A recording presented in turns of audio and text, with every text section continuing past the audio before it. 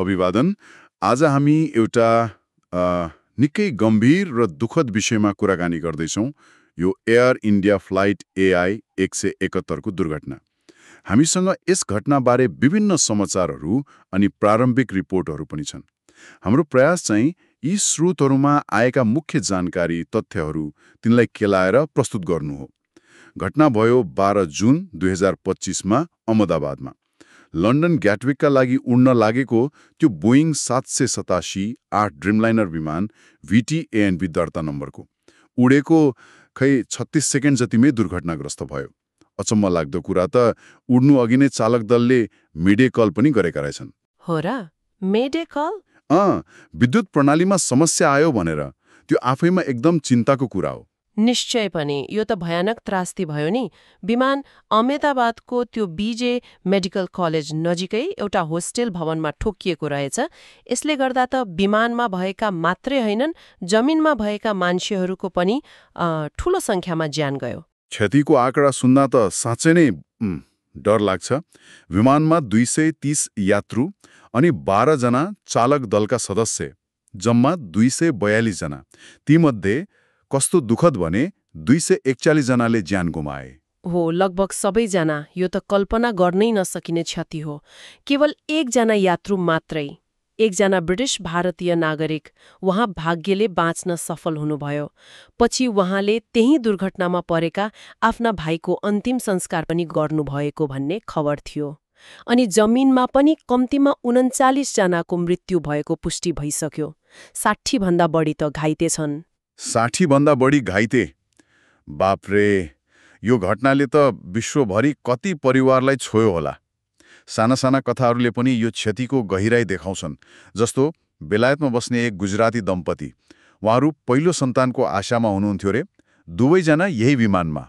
अनि चर्चित गुजराती फिल्म निर्माता महेश जिरावाला, उहाँको पनि DNA परीक्षणबाट मृत्यु पुष्टि भयो।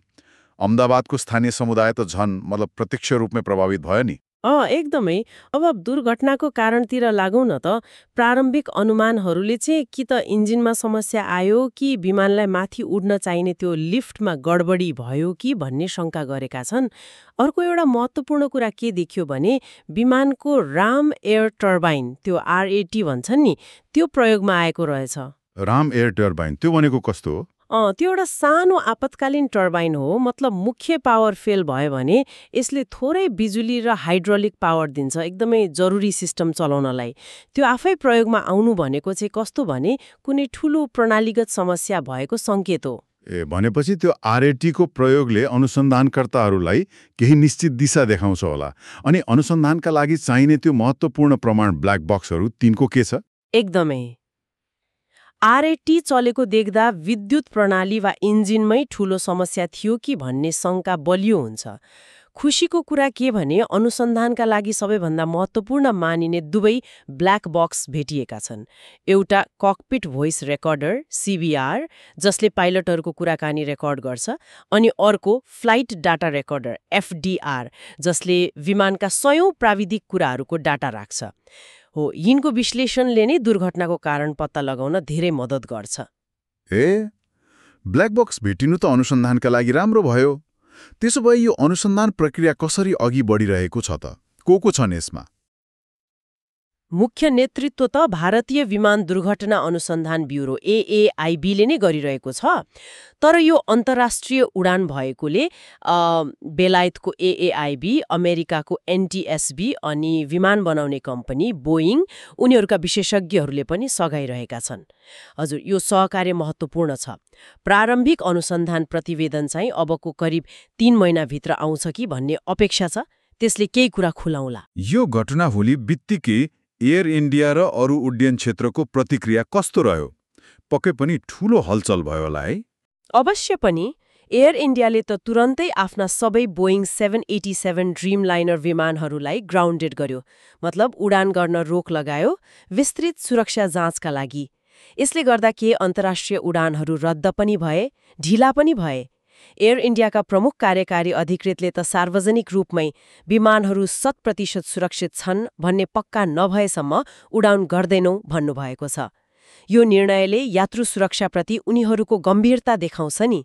हो, यहाँनिर एउटा तथ्य पनि महत्त्वपूर्ण छ। सन् 2011मा सेवा सुरु गरेदेखि यो बोइङ 787 ड्रिमलाइनर मोडलको पहिलो यस्तो घातक दुर्घटना हो जसमा विमान पुरै क्षतिग्रस्त भयो। त्यो प्राविधिक भाषामा हल लस भन्छन् नि, मर्मत गर्नै नसकिने गरी। हजुर, ठ्याक्कै। यो तथ्यले 787 ड्रिमलाइनरको अहिलेसम्मको राम्रो सुरक्षा रेकर्डमा एउटा दुःखद दाग लगायो। अनि यो घटना सन् 2010को त्यो म्याङ्गलोर विमान दुर्घटनापछि भारतको सबैभन्दा भयानक हवाई दुर्घटनामध्ये एक पनि बन्यो। हुन त दुर्घटनाको खास कारण त विस्तृत अनुसन्धानपछि नै थाहा होला, तर अहिलेलाई चाहिँ अनुसन्धान त्यो इन्जिनियरिङ पक्षमै, विशेष गरी इन्जिन वा विद्युत प्रणालीमा भएको गडबडीमै केन्द्रित देखिन्छ। सारमा भन्नुपर्दा यो एउटा अत्यन्तै दुःखद र भयानक दुर्घटना हो जसले ठूलो मानवीय क्षति त पुर्यायो नै, हवाई सुरक्षाका मापदण्डहरूमाथि, अझै विशेष गरी यस्ता आधुनिक विमानहरूको विश्वसनीयतामाथि पनि गम्भीर प्रश्नहरू खडा गरेको छ। निश्चय पनि। अनुसन्धान जारी छ अनि आउने रिपोर्टहरूले थप कुराहरू बाहिर ल्याउने छन् भन्ने आशा गरौँ। यसैबीच एयरलाइनहरू र नियामक निकायहरूले पनि सुरक्षा मापदण्ड र निरीक्षण प्रक्रियामा कडाई गर्नु स्वाभाविकै हो।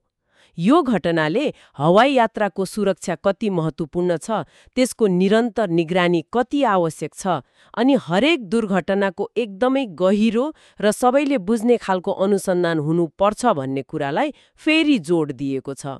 हो, अब एउटा विचार गर्नुपर्ने प्रश्न छोडेर जाउँ न त। यो विशिष्ट दुर्घटना, अझ ड्रिमलाइनर जस्तो अत्याधुनिक विमान संलग्न भएको यो घटनाले भविष्यमा विमानहरूको डिजाइन, निर्माण प्रक्रिया अनि प्रमाणीकरण, समग्रमा उड्डयन सुरक्षा सम्बन्धी अन्तर्राष्ट्रिय नियमहरूमा कस्तो प्रकारको दीर्घकालीन प्रभाव पार्न सक्ला? यो साँच्चै नै महत्त्वपूर्ण प्रश्न हो। यसको जवाफ त अब आउने दिनहरूमा आउने अनुसन्धानका निष्कर्षहरू, नियामक निकायहरूले चाल्ने कदमहरू अनि समग्र उड्डयन उद्योगको प्रतिक्रियाले नै दिनेछ। आजको यो गम्भीर विषयमा गरिएको विस्तृत चर्चा यही टुङ्ग्याउँछौँ। अर्को जानकारीमूलक भेटमा फेरि कुराकानी गरौँला।